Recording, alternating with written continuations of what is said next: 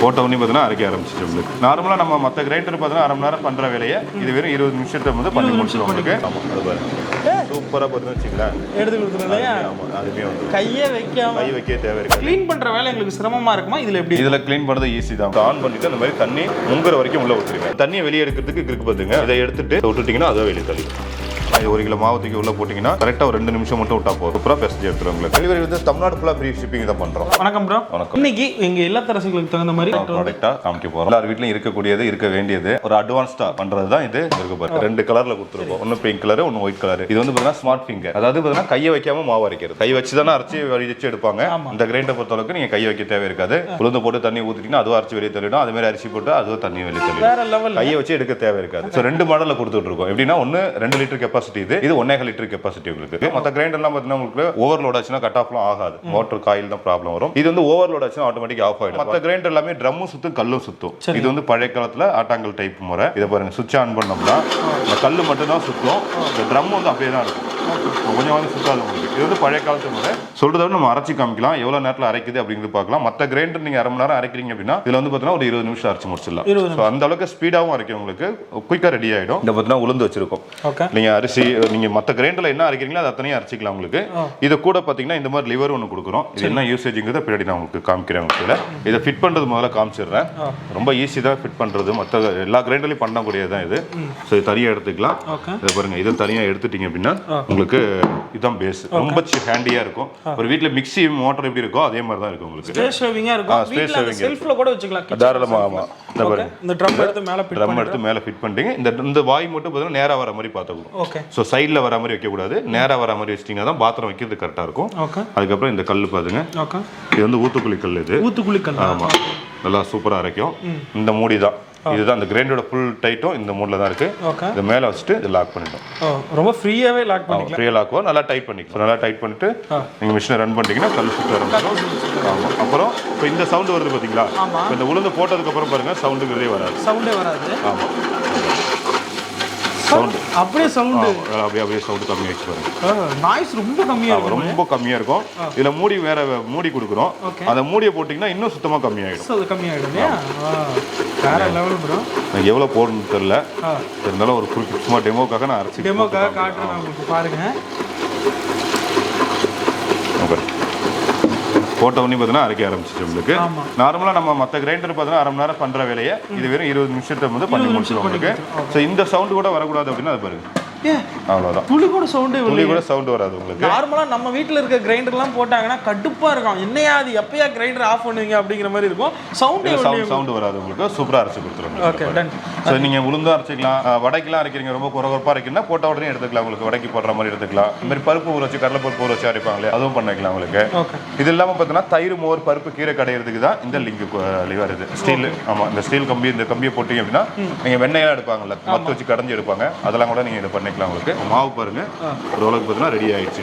வேற லெவல்ல பண்ணிடுச்சு. இப்போதான் போட்டோம். ஆமா, லைட்டா தண்ணி மட்டும் அப்பப்போ சேர்த்துக்கிட்டா போதும். அதெல்லாம் வந்து ஓகே. இதெல்லாம் இங்க சைடுல ஒட்டுது இல்லையா, அதை கையில எடுக்கணுமா? அதுக்கு கையில தேவையில்லை. அதுக்கு தனியா ஒரு சிலிக்கான் கரண்டி ஒன்று கொடுக்குறோம். ஓகே, இருக்கு பாருங்க, இது கரண்டி தான். ஆமா, இது வந்து நல்லா ஃபிளெக்சிபிளா இருக்கும் உங்களுக்கு. ஸோ நீங்க ஆஃப் பண்ணிட்டு அப்படியே தள்ளி விட்டுக்கலாம். இந்த மாதிரி கையே பட தேவை இருக்காது. ஆமா, கையே வைக்க வேண்டாம். நீங்க அப்படியே அழகா சைடுல இருக்கிறதெல்லாம் எடுத்து விட்டுக்கலாம். அதே போல வந்து என்னன்னா மிஷின் ரன் ஆகும்போது வந்து வெளியே தெரிக்கிறதோ அந்த மாதிரி கிடையாது. ஒரு ஸ்மூத்தா இருக்கு. அந்த சவுண்டே பாத்தீங்கன்னா எதுவும் படாத அளவுக்கு மூடி வச்சுட்டு, சப்போஸ் நீங்க தண்ணி ஏதாவது தேவைன்னா கூட நீங்க இதுல வழியா கூட உள்ள ஊத்திக்கலாம். இங்க ஒரு ஹோல்ஸ். ஆமா, எடுத்துட்டு தான் ஊத்தணும் கிடையாது. இந்த ஹோல்ஸ்ல டைரக்டா தண்ணி உள்ள ஊத்துனீங்கன்னா அதான் உள்ள போயிடுது பாருங்க. தண்ணி கொடுக்குறாரு. இந்த மாதிரி தண்ணி நீங்க வந்து சேர்த்துக்கலாம். அதே சொட்டு சொட்டா பார்த்தீங்கன்னா உள்ள ஆரம்பிச்சிடும் உங்களுக்கு. ஸோ ஒரே டைரக்டாக உள்ளதை சொட்டு சொட்டா தண்ணி தெளிச்சு தான் அந்த மாவு அரைப்பாங்க. அந்த மாதிரி பார்த்தீங்கன்னா உங்களுக்கு டேரெக்டாக இதுலேயே ஊற்றிக்கலாம். அவ்வளோதான், அரைச்சி சூப்பராக அரைச்சிடும். ரெடி ஆயிடுச்சு இல்லையா? குயிக்காக வந்து நீங்கள் குயிக்காக ரெடி ஆயிடுச்சு. வந்து பாருங்க, நம்ம எவ்வளோ கம்மியாக கீழே போட்டிருந்தோம். கிட்டத்தட்ட மேலே பார்த்தீங்கன்னா இவ்வளோ தூரம் வந்து நல்ல மேலே வந்து அரைச்சி கொடுத்துருச்சு. இப்போ நம்ம இதை எடுக்கணும்னா என்ன பண்ணுவோம்னா கிரைண்டரை ஆஃப் பண்ணிட்டு வழிச்சு தான் எடுக்கணும். ஆமாம், இதில் அப்படி பண்ண தேவையில்லைன்னு ஏற்கனவே சொல்லியிருக்கோம். இருக்கு பாருங்க, இதில் 2 மூடி வரும். ஒன்று பிளாக் கலர் மூடி ஒன்று வரும், ஒயிட் கலர் மூடி வரும். சரிங்க. மாவை வெளியே எடுக்கிறதுக்கு அந்த ஒயிட் கலர் மூடியை ஓப்பன் பண்ணுறேன். White okay. ஆமாம் அது பாருங்க. அவ்வளோதான். சூப்பராக பார்த்துன்னு வச்சுக்கலாம். எடுத்து கொடுத்துருங்க. ஆமாம் அதுவுமே வந்து கையே வைக்காம கை வைக்க தேவை இருக்காது. பவுல் மட்டும் பெரிய பவுலாக யூஸ் பண்ணி. ஓ மிஷினை ரெண்டில் விட்டால் தான் நம்மளுக்கு வந்து வெளியே கொட்டும் இல்லையா? பார்த்தீங்கன்னா தெரியும் உங்களுக்கு. அழகா வந்து மாவு வந்து எடுத்து அவ்வளோதான் சூப்பராக வந்துடும். பெரிய பாத்திரத்தை வச்சிங்கன்னா அது வீட்டிலே பார்த்தீங்கன்னா தள்ளிடும் உங்களுக்கு. தள்ளி விட்டுட்டே இருக்கு. செம்ம. எல்லா மாவும் எடுத்து கொடுத்து எல்லா மாவும் எடுத்து ஒரு 90% வந்துடும். கொஞ்சம் ட்ரம்ல ஒட்டிக்கிட்டு இருக்கு தான் இருக்கும். அதை நம்ம ஈஸியாக எடுத்து நம்ம வாஷ் பண்ணிக்கலாம். 95% பார்த்தீங்கன்னா உங்களுக்கு ஃபுல்லாகவே வந்துடும். எல்லாமே அரைப்பட்டு. ஆமாம் அரைப்பட்டு நல்லாவே வந்துடும். இதை பாருங்க உள்ள பாருங்களா. ஸோ எல்லாம் பார்த்தீங்கன்னா ட்ரம்முக்குள்ள இருந்து வந்துடுச்சு. மேலே மட்டும் தான் ஒட்டிக்கிட்டு இருக்கு. அப்போ என்ன பண்ணீங்கன்னா அந்த ஸ்பூனை வச்சு நீங்கள் லைட்டாக அதையும் வழிச்சு விட்டுட்டீங்க அப்படின்னா அதை பார்த்தீங்கன்னா உள்ள எல்லாமே தள்ளிடும். மாவு வந்து பார்த்தீங்கன்னா பஞ்சு மாதிரி வந்து பார்த்தீங்கன்னா ஐஸ்கிரீம் மாதிரி பார்த்தீங்கன்னா தெரியும் எவ்வளோ சாஃப்டாக வந்து அரைச்சி கொடுத்துருச்சுன்னு. ஸோ ஒரு மெதுவோட போடுறீங்க, ஒரு தோசை மாவே ஊற்றுறீங்க அப்படின்னா தோசை அப்படியே பேப்பர் மாதிரி வரும். ரெண்டாவது இட்லி நல்லா பஞ்சு மாதிரி வந்து நீங்கள் எடுத்துக்க முடியும். இப்போ நம்ம மாவு எடுத்துட்டோம். இப்போ க்ளீன் பண்ணுற வேலை எங்களுக்கு சிரமமாக இருக்குமா? இதில் எப்படி? இதில் க்ளீன் பண்ணுறது ஈஸி தான் உங்களுக்கு. அதாவது கழட்டி க்ளீன் பண்ணிக்கலாம். ரொம்ப வயசானவங்களா இருக்காங்க, கழட்டி க்ளீன் பண்ணுறது ரொம்ப கஷ்டமாக இருக்குது அப்படின்னா இதில் வந்து தண்ணி டைரெக்டாக உள்ள ஊற்றிட வேண்டியதான். மிஷினை வந்து நீங்கள் ஆன் பண்ணி விட்டுருங்க. சரி. ஸோ ஆன் பண்ணிவிட்டு அந்த மாதிரி தண்ணி முங்குற வரைக்கும் உள்ளே ஊற்றிடுங்க. எது இந்த கல் முழுகிற வரைக்கும்? ஆமாம் கல் முழுகிற வரைக்கும். அதே பார்த்தீங்கன்னா வச்சுக்கலாம் ஈஸியாக பார்த்தீங்கன்னா வாஷ் ஆகிடும். இதே நாங்கள் உங்களுக்கு டெமோவாக காட்டிடுறோம். ஏன்னா உங்களுக்கு சந்தேகம் வரக்கூடாதுங்கிறதுக்காக இதில் ஒரு 99% பார்த்தீங்கன்னா கல் வந்து உங்களுக்கு ரெடி ஆகிடும் உங்களுக்கு. ஆமாம் இந்த ஸ்பூன் இருக்குது பாருங்க. ஆமாம் இந்த ஸ்பூனை வச்சுட்டு ஸோ லைட்டாக இதெல்லாம் மட்டும் வலிச்சு விட்ருங்க. அவ்வளோதான். இதை வச்சு விட்டா போதும். இதில் வந்து ஓரளவுக்கு 99% இதில் ஆகிடும். அதுக்கப்புறம் எடுத்து க்ளீன் பண்ணுறதுக்கு ஈஸியாக இருக்கும். ஆமாம் ஈஸியாக இருக்கும். தண்ணியில் ஊற்றுறதுனால வந்து இந்த ஷார்ட் சர்க்யூட் அந்த மாதிரிலாம் எதுவும் ஆகாது உங்களுக்கு. அதே மாதிரி பார்த்தீங்கன்னா நம்ம ஏற்கனவே சொல்லியிருக்கும் போது ஓவர்லோடு சுவிட்ச் இருக்குது அப்படின்ட்டு அது ரொம்ப நேரம் நீங்கள் அரைக்கிறீங்க டைம் தெரியல அப்படின்னா ஆட்டோமேட்டிக்காக அதே ஆஃப் ஆகிடும். கொஞ்சம் கூல் ஆனதுக்கப்புறம் நீங்கள் ரீலோட் பண்ணி திரும்ப யூஸ் பண்ணிக்கலாம். உங்களுக்கு இது சிங்கிள் ஃபேஸ் மோட்டர்லாம் யூஸ் பண்ணக்கூடியது தான். கரண்ட்டும் பார்த்தீங்கன்னா 150 வாட்ஸ் தான் உங்களுக்கு. கரண்ட் பில் ரொம்ப கம்மியாகும். வீட்டில் இன்வெர்ட்டர் இருக்குது அப்படின்னாலும் நீங்கள் அதுலேயும் யூஸ் பண்ணிக்கலாம். இன்வெர்ட்டரில் யூஸ் பண்ணி 150 வாட்ஸ் தான் உங்களுக்கு. ஸோ கொஞ்சம் நேரம் ஒரு 2 நிமிஷம் அப்படி ரன் பண்ண விட்டுட்டு ஆஃப் பண்ணிடுங்க. ஆஃப் பண்ணிட்டு சைட்லலாம் ஒட்டிருக்கு பார்த்தீங்களா, இதெல்லாம் இந்த கரண்டி வச்சு நீங்கள் வச்சு விட்டுக்கலாம். கையால் கூட பண்ண தேவையில்லை. பாருங்க எந்த அளவுக்கு சூப்பராக வருது பாருங்க. வச்ச உடனே ட்ரம்மை பாருங்க அவ்வளோ நீட்டாக ஆகிடும். இந்த மாதிரி ஒட்டி இருக்கிறதுலாம் லைட்டாக இந்த குணம் வச்சு எடுத்து விட்டுக்கலாம் உங்களுக்கு. அவ்வளோதான் எடுத்து விட்டு இந்த தண்ணியை வெளியே எடுக்கிறது தான் இங்கே இருக்கு பாருங்க. இந்த பிளாக் கலர் ஃபர்ஸ்ட் மாவு எடுக்கிறதுக்கு இந்த ஒயிட் கலர் கட்டணும். இப்போ தண்ணியை வெளியே எடுக்கிறதுக்கு இருக்கு பாத்துங்க. இதை எடுத்துட்டு விட்டுட்டீங்கன்னா அதை வெளியே தள்ளிடும். அவ்வளோதான்ப்பா. கைப்படாத வேலையா. தண்ணி எடுத்துக்கலாம். தண்ணி எடுத்துடலாம் உங்களுக்கு. தண்ணி எடுத்ததுக்கு அப்புறம் இது அப்படியே பார்த்தீங்கன்னா கீழே பார்த்தீங்கன்னா இந்த கழுவுன மாவெல்லாம் கீழே ஒட்டிட்டு கிடக்கும் உங்களுக்கு. சரி. அப்புறமேலுக்கு இதை எடுத்து இது பாருங்க. இந்த லிட்டை எடுத்து நம்ம வாஷ் பண்ணிக்கலாம். இந்த லிட்டை எடுத்துட்டீங்கன்னா ஈஸியாக இருக்கும் வாஷ் பண்ணுறது. அதுக்கப்புறம் தேய்ச்சிலாம் கழுவ தேவையில்லை.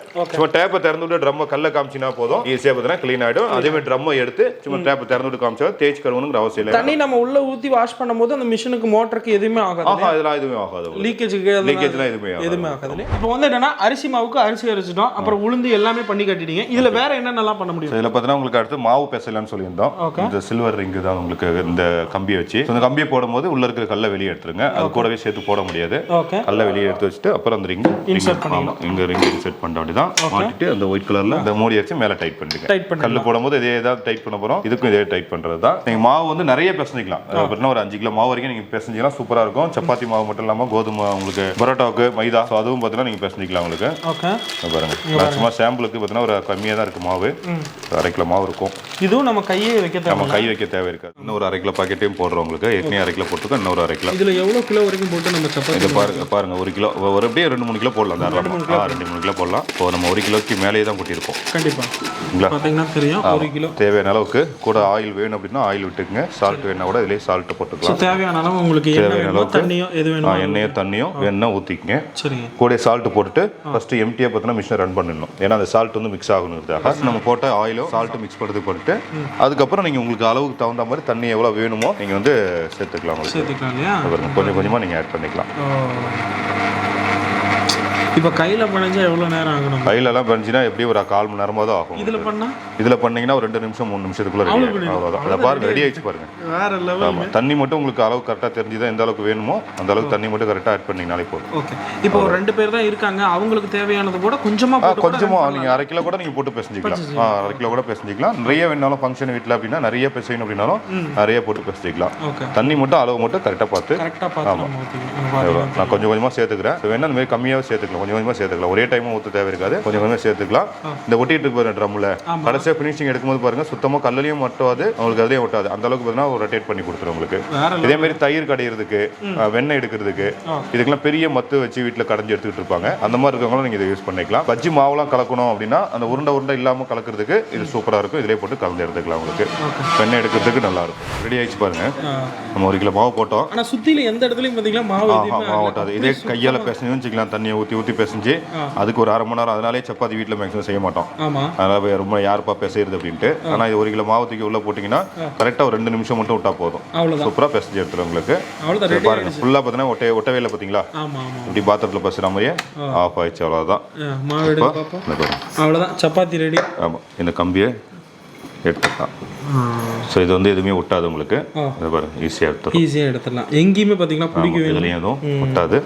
பாருங்க 1.25 கிலோ மாவு போட்டோம். ஆமாம், கிட்டத்தட்ட நம்ம ஒரு 1.25 கிலோ போட்டிருக்கோம். எவ்வளோ மாவு வந்துச்சு பாருங்க. சூப்பராக பிடிச்சிடும், ஒட்டாமல் அருமையாக சாஃப்டாக. இங்கே பார்த்தீங்கன்னா உங்களுக்கு தெரியும், சப்பாத்திலாம் போட்டிங்கன்னா புதுசு புதுசு ஒரு கையில் பிரிஞ்சா கூட சூப்பராக இந்த இவ்வளோ சீக்கிரம் பண்ண முடியாது, இந்த அளவுக்கு பண்ண முடியாது. உருண்டை ஒட்டி அப்படியே இருக்கும்.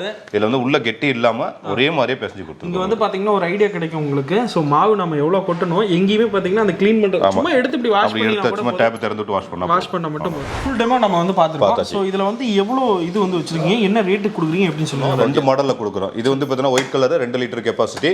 இது சின்ன மாடல் 1.25 லிட்டர் கெப்பாசிட்டி உங்களுக்கு. இதுல வந்து 5-6 பேர் இருக்காங்கன்னா இதுல தாராளமா போதும். 2 பேர் 3 பேர் இருக்கிறவங்களுக்கு நீங்க இதை எடுத்துக்கலாம் உங்களுக்கு. ஸோ இதுங்கிறது வந்து சின்ன ஃபேமிலி பெரிய ஃபேமிலி ரெண்டுத்துக்குமே இது யூஸ் ஆகும். மேக்ஸிமம் இதான் நிறைய பேர் வாங்கிட்டு இருக்காங்க உங்களுக்கு. 150 வாட்ஸ் காப்பர் வைண்டிங் தான் கொடுத்துட்டு இருக்கோம். ஓவர்லோட் சுவிட்ச் எல்லாமே இருக்கு உங்களுக்கு. ஐபிஎஸ்ல ரன் ஆகும். மற்ற கிரைண்டரோட ரொம்ப ஸ்மார்ட்டா இருக்கும். பார்த்துருப்பீங்க, எல்லாரும் பார்த்துருப்போம். இல்லாம இருக்கும், சூப்பரா இருக்கும். பிரைஸ் பாத்தீங்க அப்படின்னா வெளியில வந்து 13,000 11,000 கொடுத்துட்டு இருக்காங்க. நம்ம நோபல் ஷாப்பிங் நிறைய ப்ராடக்ட் கொடுத்துட்டு இருக்கோம். இப்போ இந்த மாடல் பாத்தீங்கன்னா 7,990 ரூபாய்க்கு கொடுக்குறோம் உங்களுக்கு. 7,990 ரூபாய். ஆமா, இது கொடுக்குறோம். இந்த பாக்ஸ் மாதிரி பாக்ஸ்ல வந்துரும் உங்களுக்கு. பேக்கிங் ஃபுல்லா நல்லா நீட்டா பேக் பண்ணி இந்தியா ஃபுல்லா எல்லா ஊருக்கும் ஷிப்பிங் பண்ணோம். சின்ன டேமேஜ் வர அளவுக்கு நம்ம பேக்கிங் பண்ணி கொடுப்போம். இது பாத்தீங்கன்னா 7,500 ரூபாய்க்கு கொடுக்குறோம். 7,490 ரூபாய். 1.5 லிட்டர் கெப்பாசிட்டி. இதுவும் எல்லா ஊருக்கும் கொரியர் பண்ணி கொடுக்குறோம். இதுக்கு ஒரு சின்ன டிஃபரன்ஸ். ஆமா, ஒரு 500 தான் டிஃபரன்ஸ் வரும். அதுக்கு நீங்க இதையே வாங்கிட்டு போய் ஆமா, இதே வாங்கிக்கலாம் உங்களுக்கு. சோ இது கூட பாத்தீங்க அப்படின்னா இந்த லிவர் மாவு பிசைறதுக்கான லிவரும் ஃப்ரீயா தான் கொடுக்குறோம். ஆமா, இது வந்து கிரைண்டர்ல வராது. நீங்க எங்க வேணாலும் சர்ச் பார்க்கலாம். கிரைண்டர்ல வராது. நம்ம வந்து நம்மள்ட்ட வாங்குற கஸ்டமருக்கு இது வந்து ஃப்ரீ. இது 950 rupees வரும். Amazon Flipkartல செக் பண்ணி பார்க்கலாம் உங்களுக்கு. ஆனா அது நம்ம ஃப்ரீயாவே ஃப்ரீயாவே கொடுத்துறோம். டெலிவரின்னு பாக்கும்போது எப்படி ப்ரோ இதெல்லாம் டெலிவரி எல்லா ஊருக்கும் டெலிவரி வந்து தமிழ்நாடு ஃபுல்லா ஃப்ரீ ஷிப்பிங் தான் பண்றோம். அப்ப நார்த் இந்தியா, சவுத் இந்தியா இந்த மாதிரி போய் வெளியே போயிடுச்சுன்னா மட்டும் தான் சார்ஜ் பண்றோம். தமிழ்நாடு, பெங்களூர், பாலக்காடு, கேரளா இந்த மாதிரி ஏரியாக்கெல்லாம் ஃப்ரீ ஷிப்பிங் வந்து பண்ணி கொடுத்துருவாங்க. இன்னைக்கு நாம ஆர்டர் கொடுத்தா எவ்வளவு நாளைக்குள்ள கை கிடைக்கும் ப்ரோ? அதாவது உங்க தமிழ்நாட்டுல இருக்கிற டவுன்ல இருக்கிறவங்களுக்கு பார்த்தா ஒரே நாள்ல போய்டும்.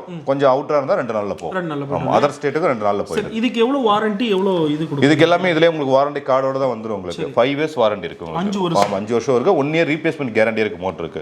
வாரண்டி கார்டு பில் எல்லாமே பக்கவா பண்ணிட்டாங்க. இதுல ஏதாவது நமக்கு தேவையான அக்சஸரீஸ் மறுபடியும் அகைன் எங்களுக்கு வேணும் அப்படினா உங்ககிட்டயே வாங்கிக்கலாம். எங்ககிட்டயே வாங்கிக்கலாம். கொரியர்லயே அனுப்பிச்சு வச்சிரோம். எல்லாமே ஸ்பேர் பார்ட்ஸ் எல்லாம் கொரியர்ல வந்து அனுப்பிச்சலாம். சோ இவங்களோட கான்டாக்ட் டீடைல்ஸ் எல்லாமே கீழ டிஸ்கிரிப்ஷன்ல கொடுக்குறோம். உங்களுக்கு வாட்ஸ்அப் பண்ணி நீங்க வந்து ஆர்டர் பண்ணிக்கலாம். இல்ல டைரக்டா வரதா இருந்தாலும் டைரக்டா வந்துக்கலாம். ஷாப் எங்க இருக்கு? ஷாப் வந்து டைரக்டா வரணும்னு நினைக்கிறவங்க வந்து சேலம் நியூ பஸ் ஸ்டாண்ட்ல இருந்து இறங்கி 2 நிமிஷம் நடந்தா போதும் நம்ம கடைக்கு வந்துடலாம். ஆர்பிடி மால் சேலம் பஸ் ஸ்டாண்ட்ல இருந்து ARRS தியேட்டர் இருக்கு. எல்லாருக்குமே தெரியும் சேலத்துல இருக்கவங்களுக்கு. ARRS தியேட்டருக்கு போற வழியில ஆர்பிடி மால்ல ஃபர்ஸ்ட் ஃப்ளோர்ல நம்ம கடை. சோ விசிட் பண்ணி பாருங்க. கண்டிப்பா இந்த வீடியோ பிடிச்சிருக்கும். நம்ம பிடிச்சிருந்தது அப்படியே லைக் பண்ணுங்க, ஷேர் பண்ணுங்க, மறக்காம சேனலை சப்ஸ்கிரைப் பண்ணுங்க. தேங்க்ஸ் ஃபார் வாட்சிங்.